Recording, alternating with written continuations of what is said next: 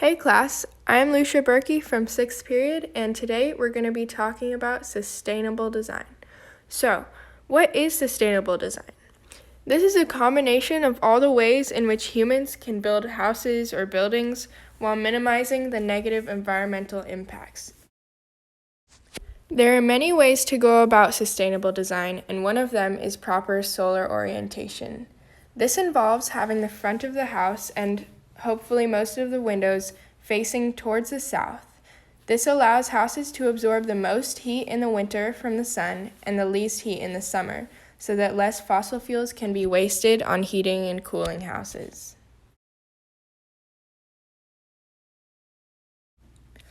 Orienting our houses in this ways allows us to take advantage of something called passive solar design. Passive solar design is construction that's designed to take advantage of solar radiation without active technology, which means that we're using the sun's rays, but we're not exerting any energy to do so. So this works by having usually a house with an overhang so that in the summer the sun's rays only hit the roof and they don't have a way to get in through the windows, while in the winter the sun is coming from lower around the house and there's more sunlight that can get inside and be absorbed into the floors and walls. Solar design is at maximum efficiency when the house has double-paned windows, a window shade, and a heat-absorbing floor. Sustainable design is a really great way to go about being eco-friendly because it's something anyone with a house can take advantage of at least parts of. It only makes a small difference on an individual level, but if it were to be widely adopted, it could greatly reduce fossil fuel use. Community planning, for instance, is a part of sustainable design, and it could involve building houses closer to the workplace, so that fossil fuel use would be reduced because less transportation would be needed, but we're actually going to look at a smaller scale of how to take advantage of sustainable design. So first off, you can have high efficiency windows that will keep the heat or cold trapped in your house. Also, in warmer climates, you can plant a shade tree that will just keep solar energy from reaching your house, and planting trees is always good for the environment.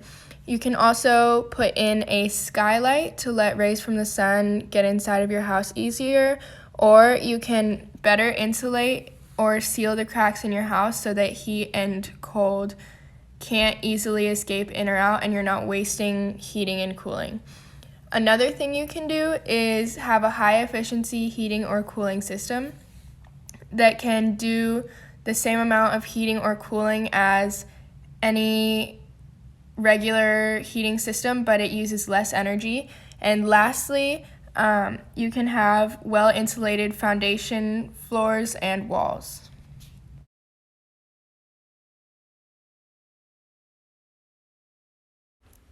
Something else that we have to consider when building is thermal mass. Thermal mass is a property of a building or a material that allows it to maintain heat or cold.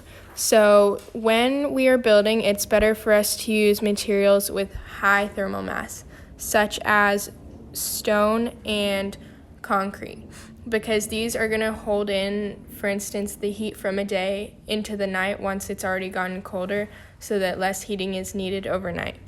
Some things that have low thermal mass but are still commonly used for building are glass and wood, and these are not going to retain heat nearly as well.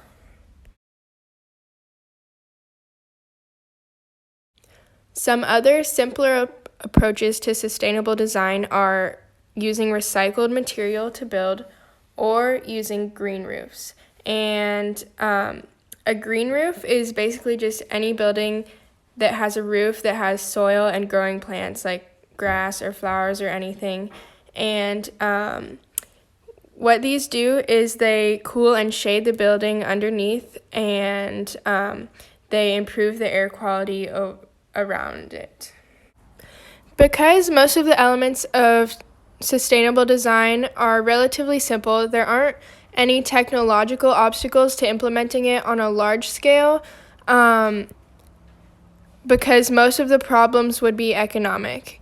Every homeowner would have to pay for their own double windows or high efficiency heating systems, which would definitely be more expensive, but they would also be worth it in the long run. One environmental problem is also that it requires energy and fossil fuels to build these houses, and especially if the house is already built, it requires more energy to take apart the house and then rebuild it. But overall, sustainable design is a great approach to making our planet healthier.